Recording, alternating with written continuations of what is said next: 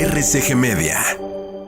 Hemos invitadazo a esta hora en casa, Platícanos, mi parce. Tenemos a Carlos Recio, él es licenciado de Ciencias de la Información de la Universidad de Monterrey. Vamos a recibirlo con un fortísimo aplauso. También es un gran historiador.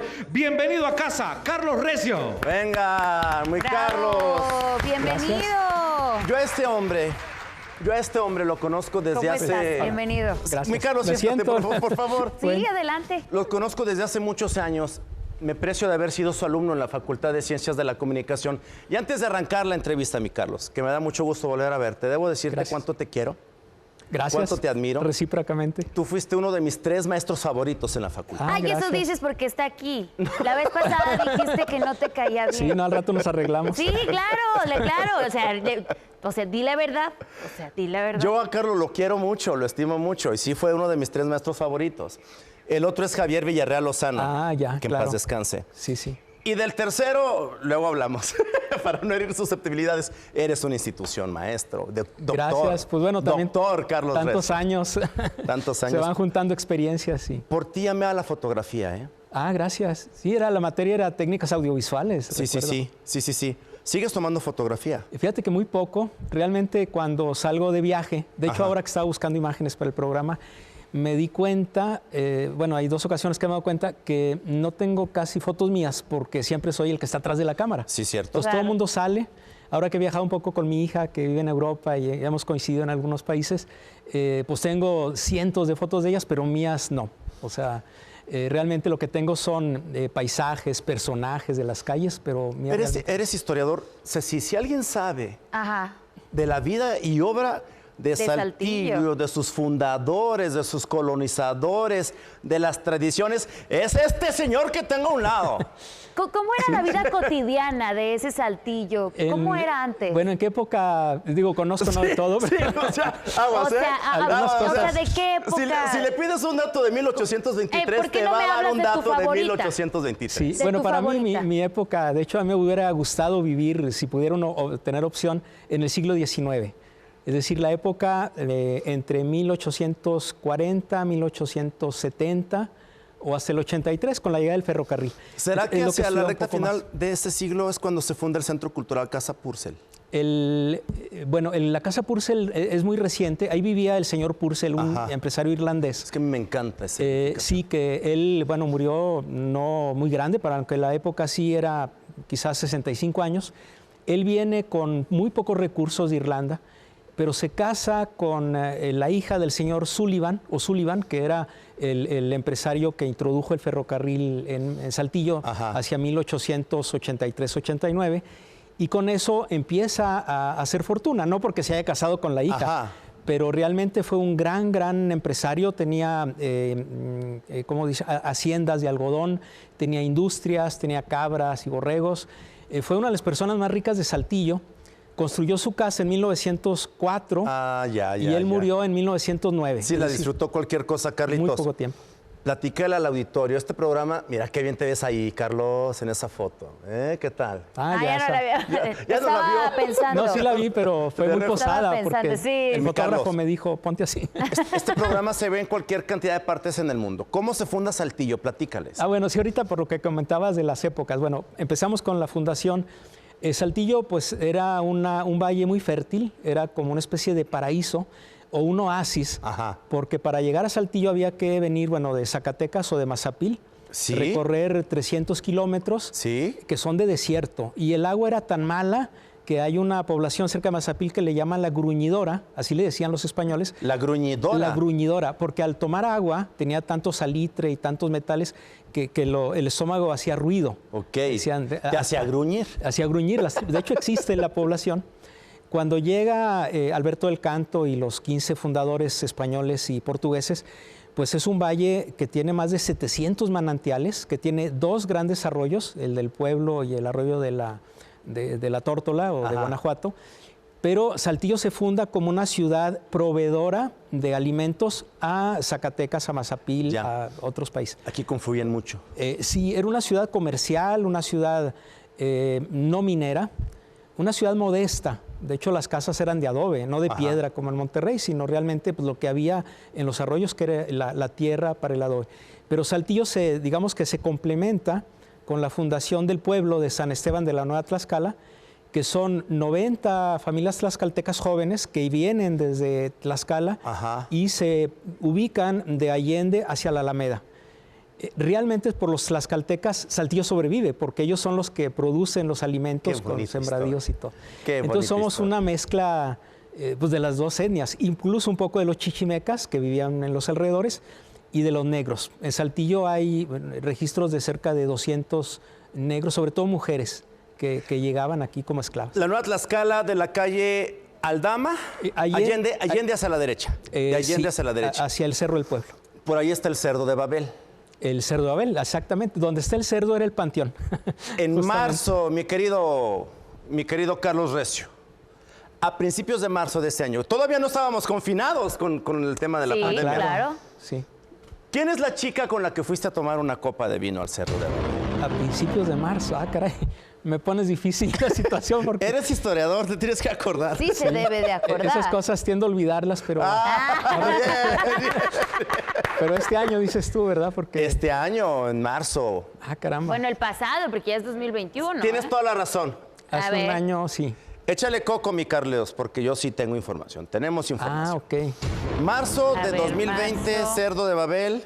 Sí. Marzo del 2020. Sí, del lado donde está la Nueva Tlaxcala. Ya, en la parte de abajo, ¿verdad? Sí. Sí, ahí. Afuera. Sí. Ya. Sí, es una amiga que también está en el campo de la historia. Sí, ya me acordé. Ya me acordé. Pero ¿cómo se llama? ¿Tú quieres saber su nombre? Sí. Eres una mujer curiosa, Cecilia. Sí, me dio Eres una curiosidad. mujer curiosa. Sí, le dicen Gris. Le dicen Gris. Sí, ya me acordé. Pero oye, qué bien, están más informados que yo. Le vamos a mandar saludos a Doña Gris. Saludos. ¿Te parece bien? A Doña Gris. ¿Le quieres Doña preguntar Gris. algo a don Carlitos? Sí, claro que sí. ¿Por qué le desagrada tender la cama? Tender la cama. Fíjate que yo creo que tengo un pequeño trauma con todo lo que tiene que ver con la tela. Por ejemplo, si puedes ver dentro de lo que me disgusta es, por ejemplo, coser botones. Fíjate que yo tengo esa bronca porque yo... Ni calzones traigo, Carlos. Tiene problemas también con la tela. ¿Te También incomoda con la la tela? No, no es cierto. ¿Te incomoda la tela de verdad?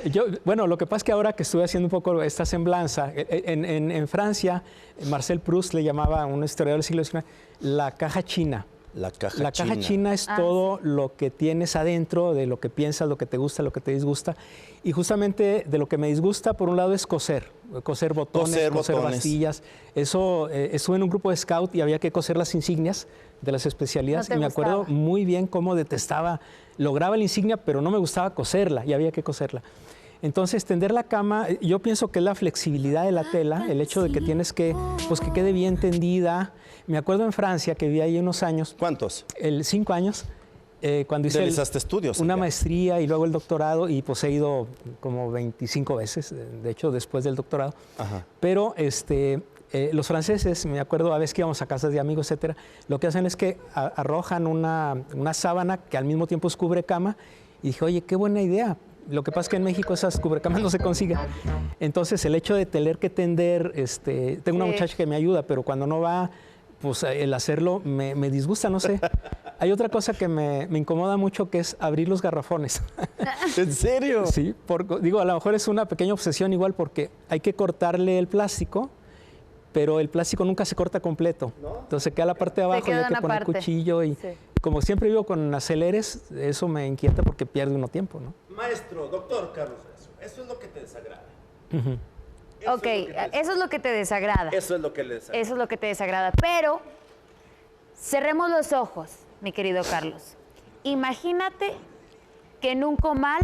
Cierra los ojos, cierra los ojos. Ok. Yo también puedo Tú también, participa, sí. No estás comal? invitado, pero participa. Cierra los ojos, Carlos. Imaginemos que en un comal hay unas tortillas de harina.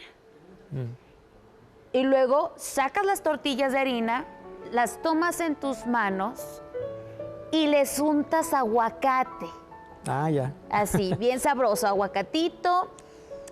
¿Te gustan o no las palomas? Sí. Y abro los ojos, ¿no?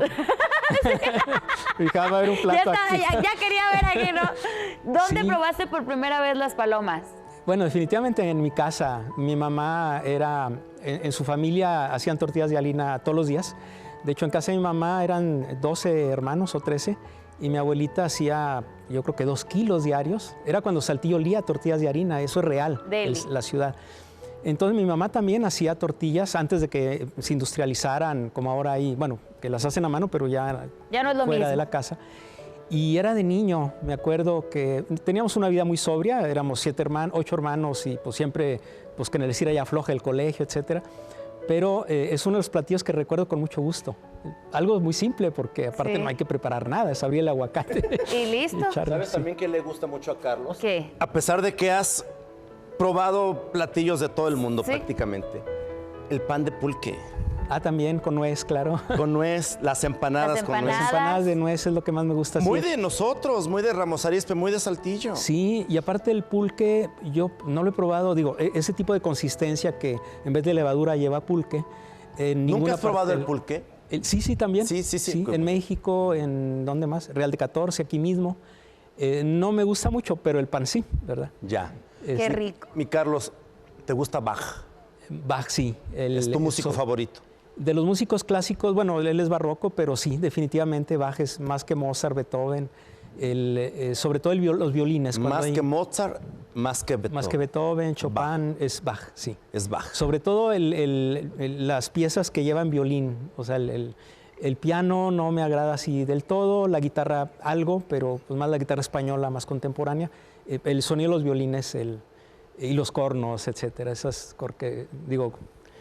composiciones me parecen geniales, es sobrehumano. De hecho, algo que me gusta mucho y que es muy saltillense, vamos a extrapolar un poco, Sí. y muy de mi familia materna, los Dávila, es la famosa fuga. En las fugas de Bach, la música, yo conozco poco de música, pero es lo que he entendido, el sonido va muy bien equilibrado, podríamos decir, y hay un momento en que tiende a desentonarse, Se desvía. como que se desvía, y cuando uno siente que ya se va a desentonar, regresa al tono. Y lo que pasa en Saltillo, en mucha gente, por ejemplo, el lado de mi mamá, es que así como yo, y lo estarán viendo, empiezo a hablar de una cosa y uno Y se te desvía. ¿Te acuerdas? Y luego caes. Cuando Cuando era mi maestro, Cuando era tu maestro. es que eran cátedras, o sea, nos daba clases de fotografía y terminamos hablando De otra cosa. otros Sí, tantos- de mujeres, de la llegada a la mujeres. luna, sí. Carlos, Muy bien. platícanos, mi Carlos, tú que sabes tanto de De Saltillo historia y de Saltillo. Leyendas de Saltillo, ¿te acuerdas de alguna macabrona? La Sí. más macabra, la que dé más miedo. Bueno, yo me encontré una en Francia, de hecho, en un periódico antiguo. No es muy macabra, es muy interesante, porque había un personaje que es como un superhombre saltillense, que se llamaba el Rey Dormido. Esa es El una Rey leyenda. Dormido. El Rey Dormido. Y otra que me impactó más, la encontré en un periódico de Nueva York, de 1884, de New Monthly Harper Magazine, algo así, que se llama ¿Qué es lo que vio Juan Valdés en Saltillo? Ok. Si hay Ajá. tiempo, les platico en 2 minutos cada una, o 3. Resumiendo, sí, vamos. Sí, resumidita. Sí, claro. La del Rey Dormido. La de El Rey Dormido se llamaba así porque era un taur, era el rey de los prostíbulos en la noche, muy cerquita de la escuela Coahuila, por ahí estaba la zona de Ok. tolerancia en la época, pero en las noches mataba a americanos durante la intervención americana, aprovechando amigas que eran prostitutas y los degollaba en el arroyo del Saus. Lo atrapan los americanos, lo condenan a morir quemado, pero se escapa. Ok. Lo vuelven a atrapar porque se vuelve guerrillero y lo condenan a morir ahorcado Ok. con otros 12 hombres, así como los apóstoles de Cristo son 12, Ajá. en la Plaza de Armas. Me encontré en el archivo En que la Plaza de Armas de Saltillo. Sí, ahí ejecutaban gente. De hecho, hay documentos reales donde ahorcaron a 5 personas en 2 días. Los americanos a los guerrilleros. Es Se posible. daban esas prácticas acá, Carlos. Sí, claro. Ahorcaron, yo creo que fácil 8 o 9 saltillenses Guau. en la Plaza de Armas. Lo curioso, en el periódico que me encontré en Francia de 1863, cuando lo ahorcan, el verdugo pone la soga de una manera muy extraña, que parece que se muere muy lentamente, sufre mucho. Ok. Y en la noche, cuando Mariquita y Teresita, su novia y su hermana, lo ponen en la mesa, que sirve de, digamos, para velarlo, su novia se da cuenta que tiene pulso Ah, y que está respirando, entonces no se muere. Y se escapa. Entonces se escapa de ser quemado, escapa de ser ahorcado y sigue sus correrías en la Sierra de Arteaga. Entonces es un superhombre. El rey le decían dormido porque si era el rey en la noche, en la mañana tenía su personalidad secreta, que era vender dulces en la calle, en una mesita de tipo. Pero se quedaba dormido. Qué buena leyenda Porque esa. estaba desvelado. Entonces llegaban los niños y le robaban las pepitorias, las charamuscas. Entonces era el rey dormido. Me Esa leyenda es muy encanta tu interesante. rostro con esa alegría y ese entusiasmo que lo Sí. platicas. Parece que lo estás viviendo. Sí, sí, sí. Yo traduje la leyenda porque estaba en francés y me acuerdo que eran 4 episodios. Fue una anécdota encontrar esos números porque me los encontré por aquí, por allá, con los bouquinistes, como le llaman, los vendedores de libros. Cuando encontré el 4.º ejemplar, Órale. gané, Órale. ¿no? Hay otra leyenda. Dice que la gente de Saltillo no pronunciamos la L, o sea, Saltillo. La doble L, sí. Saltillo. Ah, Saltillo. No Saltillo, Saltillo. ¿Es cierto? Pues dicen que nomás en las orillas. Así es, en las orillas. No, de hecho hay una leyenda muy interesante, muy corta porque no quiero usar del tiempo, pero llega una americana en 1884 con el ferrocarril. Se llamaba Fanny Chambers. Hizo un libro que se llama Face to Face with the Mexicans. Y le pregunta un niño, a un pordiosero en la calle, el niño le dice, oye, te doy un dulce o una moneda, pero dime por qué se llama Saltillo la ciudad. Y dice, lo que pasa, porque hablaba un poco español, es que cuando llegaron los españoles, estaba un indito viendo hacia un pozo de agua. Y llegaron y le dijeron, oye, ¿cómo se llama aquí? Y él estaba muy preocupado, el niño no los escuchó porque su tío se había caído al pozo. Oh. Y el niño gritaba, Saltio, Saltio. Y dijeron los españoles, pues ha de llamarse Saltillo. El niño bromeó con la muchacha, Desde ¿no? luego. Pero sí es cierto que nos comemos la L. Carlos, el Callejón Santos Rojo. Ok. Platícanos, es tu calle, quizás de tus calles favoritas en la ciudad. Sí, definitivamente, igual que la de Bravo. Bueno, esa calle fue de las primeras de la ciudad, porque ahí vivía, donde hay un restaurante ahora, en esa casa justamente vivía Santos Rojo, que era un comerciante vasco, vascongado, que fue quien trajo En la calle imagen. Nicolás Bravo. Él vivía enfrente, en Hidalgo. Ok. Hay un restaurante ahora en En la Santos esquina. Rojo. Sí. Le llaman el Callejón de la Pulmonía, porque hace un frío ahí, de esos que, como dicen, que matan a un cristiano, pero que no apagan un candil. Es el Ok. frío saltillense. Le dicen también el Callejón del Amoníaco, por causa de los borrachos, etcétera. El Callejón del Tubo no hay de esos aquí en Saltillo, ¿verdad? No. Y es el Callejón de la Taconera, es donde pasa la taconera que venía de rumbo del archivo municipal, caminando hasta la Colonia República para encontrar a su amado. Y un día que descuida a su madre, ella enloquece y pues finalmente muere de tristeza y sigue pasando por tacones. Esa casa, por cierto, fue al primer recio que llegó a Saltillo, a Miguel Recio de León. Ajá. Vivió en esa casa. ¿Procedente de dónde? De Munilla, España, Ok. que cerca de Burgos, cerca de los Pirineos por allá. Llegó también Pancho Villa. Hay una anécdota muy interesante porque cuando llega con los Dorados y vive en esa casa que tenía... ¿Quién? el mismo- ¿Doroteo Arango? Doroteo Arango llega en 1914 y organiza una fiesta. Contratan muchachas de la vida alegre. Ahí vive una familia arispe, muy adinerada, pero se van del lugar y las muchachas de la vida alegre agarran los vestidos de las mujeres, se los ponen y se ponen a bailar con los Dorados. Y Pancho Villa abre las puertas para que los saltillenses vean el festejo que estaban haciendo, ¿no? Entonces, Carlos, te voy a invitar a un café. Se Qué platica padre, bien sí, sabroso. sí, sí. Oye, Carlos, Sí. regresando a lo de Saltillo, estás Saltillo. escribiendo un diccionario, ¿verdad? sí, un De diccionario... palabras como de origen del norte, ¿no? Empecé con palabras de Saltillo, luego seguí con Coahuila, luego Nuevo León, Tamaulipas y finalmente lo estoy haciendo de todo el norte, de Baja California, Sinaloa, Sonora. Llevo 1570 páginas. Yo puedo hacer Órale. electrónico. O sea, hay por- bastantes palabras. ¿Qué opinas de esta palabra? Sí, por ejemplo, muchísimas palabras. Algunas, ¿Cómo le pondrías? Es que sí es cierto, es una expresión. ¿Sí? Bah. O sea, si hay Es expresiones una que tenemos muy interjección, raras. sí. Muy Una raras. interjección, sí, como wow, ese tipo de... Lo que me he encontrado, curiosamente, es que hay refranes que se usan muy locales que existían en España desde 1550. Tengo un diccionario de 1550 de refranes y aparecen refranes. Luego en Argelia compré otro Y hay mucha conexión con las cabras, por ejemplo. Pero refranes. hablando de estas que estás incluyendo en este texto, ¿cuáles consideras que, cuáles te llamaron la atención, mi Carlos? ¿O cuáles dices, estas son como distintivas muy de Saltillo? Bueno, ahorita es difícil recordar, pero me acuerdo de una así al Ajá. azar. Es el oguío. ¿Oguío? Por ejemplo, ¿Oguío? oguío. Oguío es como cuando tienes la sensación de que te falta el aire. Y hay una palabra, creo que es la misma o muy semejante, que tiene que ver como cuando la ropa no está bien lavada y que huele como a huevo, no sé. Entonces dices como que... Choquía. ¿Cómo? Choquía. Choquía. O choquilla. La he ¿o escuchado. cuál? ¿Esa? La he Es escuchado. choquía, exacto. Y Choquía. choquía viene de oguío. De manera que cuando tú hueles una ropa que no está bien lavada, como que medio te asfixias, entonces hay una relación, digamos, muy directa. Oye, ¿sabes qué palabra decía mucho mi abuela? ¿Cuál? Adiós. Adiós. Adiós. Sí. Sí. Válgame. Válgame. Adiós. Incluso esas palabras como ancina y que son muy rurales, es del español del siglo XVI. Es decir, las habló Adiós, Cervantes. Sí, son del español que al llegar los españoles a las regiones rurales, el lenguaje no cambió, porque vivieron siempre, así como los güeros de Arteaga, que no se mezclaron mucho, ¿verdad?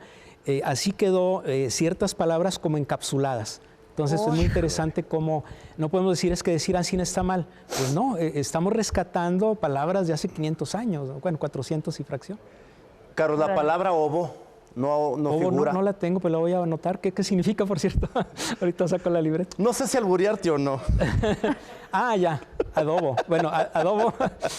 Sí, ya. Le tengo No, ya confianza a mi entendí. maestro, además es mi amigo, Carlos. Sí. Me acuerdo mucho, Carlos, del discurso que diste en el Teatro de la Ciudad Fernando Soler cuando fue nuestra ceremonia de muy graduación. bien. Me acuerdo muy bien. Memorable ese discurso para la Sí. generación 13 de la facultad. Mira, muy bien.